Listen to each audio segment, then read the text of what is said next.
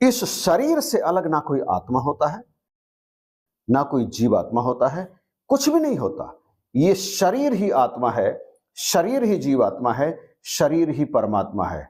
शरीर समाप्त, सब कुछ समाप्त, ना आत्मा, ना जीवात्मा, ना परमात्मा।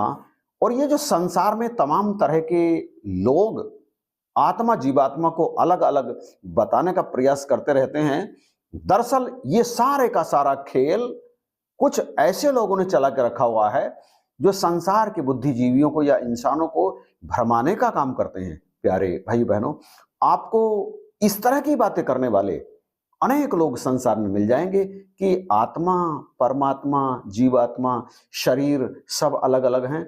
वस्तुतः सब एक ही हैं, एक ही हैं। शरीर के होने से ही इन सब का अस्तित्व है। और किसने आकर के बताया है कि वो आत्मा है इस शरीर को छोड़ने के बाद या मरने के बाद? परंतु हकीकत कुछ और है जो पूरी तरह से नास्तिक लोगों के मन में बैठती नहीं है। और वह बैठती इसलिए नहीं है कि ना तो उन्होंने गहराई से धर्म ग्रंथों का अध्ययन किया है और ना ही कभी किसी पूर्ण सतगुरु की शरण में जाकर के अपने इस तरह के प्रश्नों का उत्तर तलाश करने की कोशिश की है।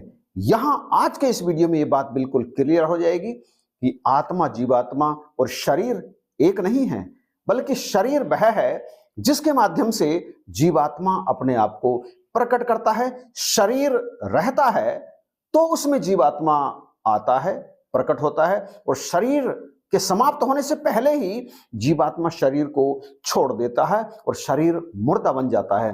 वीडियो में आगे बढ़ने से पहले मैं आपसे निवेदन कर दूं कि यदि आपकी आत्मा, परमात्मा, जीवात्मा आदि में रुचि है, आप इनके विषय में विस्तार से जानना चाहते हैं, तभी आप इस वीडियो को देखें और इस चैनल को सब्सक्राइब करें। यदि नहीं तो आप अभी इस वीडियो को या तो स्किप कर सकते हैं अथवा छोड़ सकते हैं। तो आइए वीडियो में आगे चलते हैं। वेदांत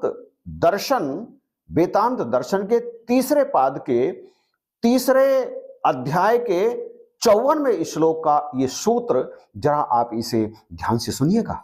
व्यतिरेक स्तद भावा भावित बान तूप लब्धिवत। इस सूत्र में जो व्यतिरेक शब्द है, इस शब्द का अर्थ है आत्मा शरीर से भिन्न है, मतलब शरीर ही आत्मा है। यह बात कहना बिल्कुल भी ठीक नहीं है, यह सरासर गलत है।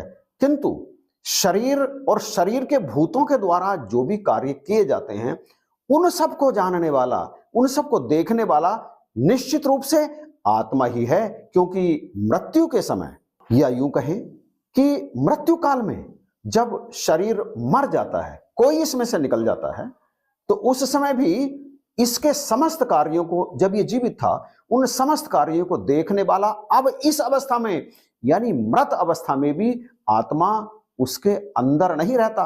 अंदर नहीं रहने से तात्पर्य है कि कण या परमाणु रूप में या पदार्थ रूप में आत्मा उसके अंदर नहीं रहता, बल्कि आप इसे ऐसे कहें कि आत्मा उसमें व्याप्त रहता है, अंदर बाहर। नैनन आगे देखिए, तेज पुंज जगदीश बाहर भीतर रम रहा।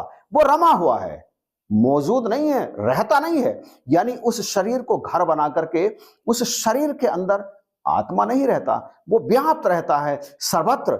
जैसे घटाकाश, घड़े के अंदर का आकाश आप उसे पकड़ नहीं सकते, परंतु आप कह सकते हैं कि उस घड़े के अंदर आकाश है। वही आकाश जो घड़े के बाहर महाकाश है, बाहर भीतर रम रहा, धरि राखो तहि शीश।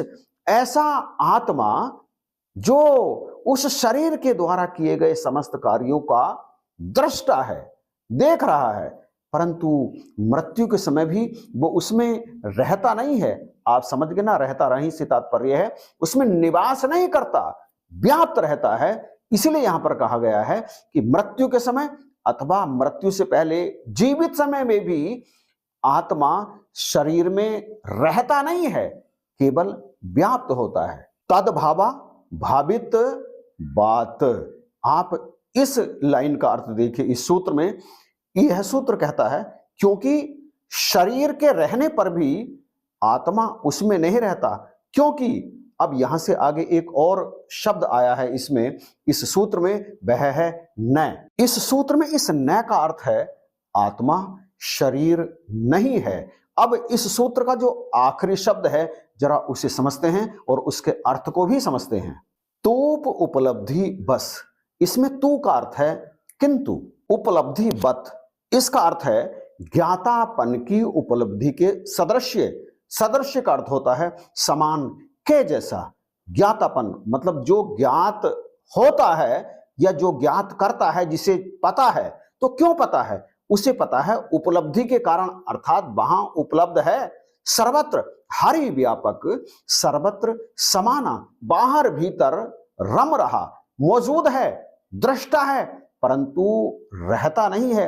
अर्थात आत्मा शरीर में रहता नहीं है। सीधी सी बात है कि आत्मा और शरीर दोनों भिन्न भिन्न हैं। अब यदि आत्मा शरीर में नहीं रहता तो वो कौन है जिसके कारण शरीर हरकत करता है, जिसके कारण दिमाग सोचता है, नाक सूंघती है, मुंह से दूसरे कार्य होते हैं, कान श्रवण करता है, चक्षु देखते हैं या दूसरी और इंद्रियां अपना अपना काम करते हैं? वो कौन है? तो वह है जीवात्मा। यह जीवात्मा ईश्वर का अंश है, अविनाशी है, इसका भी कभी नाश नहीं होता। ईश्वर अंश जीव अविनाशी, इसका भी कभी नाश नहीं होता। जब तक स्थूल शरीर में रहता है तब तक स्थूल शरीर काम करता है इसके होने के कारण, और जब स्थूल शरीर नहीं रहता तो इसका अर्थ यह बिल्कुल भी मत लगाना कि जीवात्मा नहीं रहता, रहता है। स्थूल शरीर से निकलता है तो फिर ये सूक्ष्म शरीर के माध्यम से सदा मौजूद रहता है, और जो कारण बनता है, कारण शरीर बनता है, इस स्थूल शरीर के रहते रहते वो जो कारण बनते हैं अगली योनि में जाने के, तो उस स्थूल शरीर से निकलकर सूक्ष्म शरीर के माध्यम से वो अन्य अन्य योनियों को प्राप्त होता है। परंतु सभी अन्य योनियों में जीवात्मा संपूर्ण रूप से विराजमान नहीं होता। सबसे पहले यहां समझना बहुत जरूरी है कि जीवात्मा क्या है। जीवात्मा है जीव का आत्म, यानी जीव प्लस आत्म। जीव ईश्वर अंश और आत्म यानी अहंकार, दोनों मिलकर बनते हैं जीवात्मा। ये जीवात्मा संपूर्ण रूप से जड़ योनियों में नहीं जाता, वहां केवल जीव जाता है। पेड़ों में, पौधों में, इस तरह के, इनमें किसी में भी आप आत्मा नहीं देखेंगे। ना उनसे उन्हें बोलते हुए सुनेंगे आप, ना किसी से बात करते हुए, किसी पे क्रोध करते हुए, किसी से नाराज होते हुए, किसी से प्रेम करते हुए आप इन्हें देखेंगे।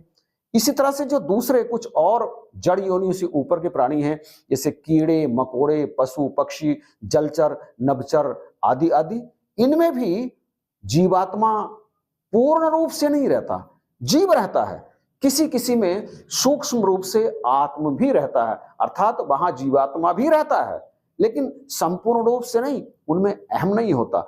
ये संपूर्ण रूप से केवल और केवल मनुष्यों में रहता है और देवताओं में रहता है और पितरों में रहता है। इसी के माध्यम से सारे कार्य किए जाते हैं। अंत में आपसे यही विनती रखना चाहूंगा कि शरीर और आत्मा एक नहीं है, दोनों भिन्न हैं। इसी तरह से भिन्न है जीवात्मा और शरीर भी।